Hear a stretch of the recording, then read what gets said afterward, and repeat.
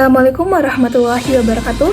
Selamat pagi hadirin semua, masih kembali di Pagi Oster, dan dimana kita akan menuju sesi terakhir.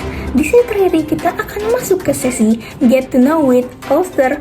Nah, di sesi terakhir ini kita akan kedatangan narasumber yang sangat cantik, dimana narasumber kita kali ini akan menyampaikan hasil presentasinya berupa esai. Wah, kira-kira apa ya esai yang akan dia bawakan kali ini? Langsung saja kita serahkan kepada narasumber kita, Nashifa Ayu Rezika. Ya, dengan Nashifa, apakah Anda sudah bergabung bersama kami? Sudah, Mbak Ayu? Ya, Anda cantik sekali pagi ini. Langsung saja setelah ini saya rasakan kepada Anda. Oleh karena itu permisa, saya Ayu pamit undur diri. Oke, langsung saja kita masuk ke sesi Get to Know with Oster.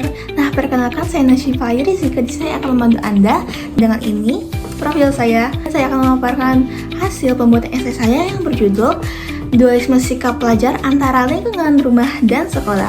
Oke, langsung aja masuk ke topiknya. Apa sih itu sikap dualisme? Satu fenomena yang lagi marak di kalangan pelajar, di mana pelajar ini kerap menunjukkan tabiat yang sangat berbeda di antara dua lingkungan, antara lingkungan rumah dan sekolah. Namun sekilas ini terlihat biasa-biasa aja dan emang kayak normal ya. Namun tabiat yang sangat ekstrim di antara keduanya, sehingga orang-orang sekitarnya bingung dan kesulitan untuk memahami bagaimana sih diri dia ini sejatinya. Seakan-akan memiliki pribadi yang sangat berbeda. Selagi dia masih bisa menempatkan diri dengan baik dan juga membangun produktivitasnya, ini tuh bukan termasuk gejala psikologis atau gangguan mental health lainnya. Ketika anak mulai menunjukkan perilaku-perilaku yang tidak berlandaskan moral, dan ia kerap menunjukkan perilaku agresif atau membantah orang tuanya, atau juga perilaku anak di sekolah yang sangat tidak bisa terkendali sehingga membuat tenaga pendidik kesulitan menanganinya. Mengapa sih? Apa yang menyebabkan ini terjadi? Pertama, perbedaan tuntutan peran dan ekspektasi antara rumah dan sekolah. Tentunya kehidupan antara rumah dan sekolah itu sangat berbeda ya, dimana rumah kita bisa menjalankan kegiatan lebih fleksibel. Nggak seperti di sekolah, guru itu tuh punya target pencapaian baik dari nilai akademis ataupun tugas tambahan seperti nilai keterampilan dan lain-lain. Ketika anak masuk ke lingkungan sekolah, mungkin tidak mendapatkan gambaran seperti ini sebelumnya di rumah, sehingga ia membangun suatu pemikiran bagaimana ia harus berperilaku di sekolah ini untuk menghadapi tuntutan-tuntutan tersebut. Kedua ialah karena anak butuh perhatian dan dimanjakan. Dan yang ketiga, kesalahan berpikir dan pembentukan skema psikologis. Nah, poin kedua dan ketiga ini cukup berkaitan ya, dimana kalau anak yang pada awalnya di rumah ia dibesarkan dengan pola asuh sedemikian, ia dibesarkan dengan cara dimanjakan, kebutuhannya dapat dipenuhi dan segala macam. Ia masuk ke lingkungan sekolah, ia mulai sadar ternyata ini nggak seperti di rumah. Dia harus membentuk defense mechanism, berperilaku sedemikian rupa agar ia mendapatkan perhatian yang sama seperti di rumah. Tapi apa sih dampak dari perilaku tersebut? Dampak untuk anak itu sendiri ialah anak mungkin menunjukkan perilaku yang tidak konsisten setiap harinya.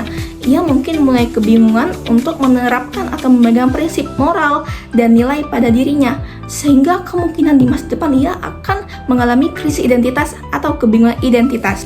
Nah, dampak yang kedua ialah bagi orang-orang sekitarnya, hubungan interpersonal antara anak dengan orang sekitarnya terganggu. Dan dampak yang kedua ialah guru atau orang tua jadi sulit memahami dan bersikap kepadanya. Orang sekitarnya jadi sulit dan bingung untuk bersikap seperti dia itu seperti apa. Pandangan mereka itu tentu akan berbeda kepada si anak dibandingkan sebelumnya, dan kerap terjadi kesalahpahaman karena mereka melihat anak ini citranya sangat berbeda di dua lingkungan yang berbeda.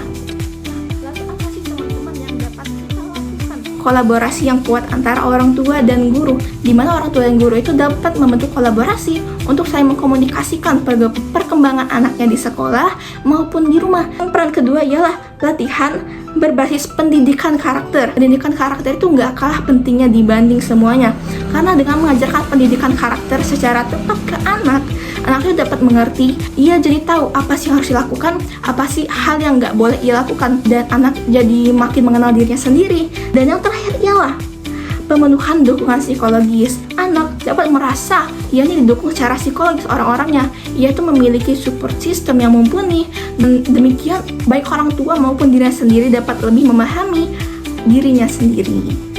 Oke, sekian kayaknya itu aja ya presentasi singkat, padat, jelas, dan cepat saya pada pagi hari ini. Terima kasih Oster, dan saya tutup sesi Get to Know with Oster pada pagi hari ini. Saya Nashifa Ayu Rezika, pamit undur diri. Wassalamualaikum warahmatullahi wabarakatuh.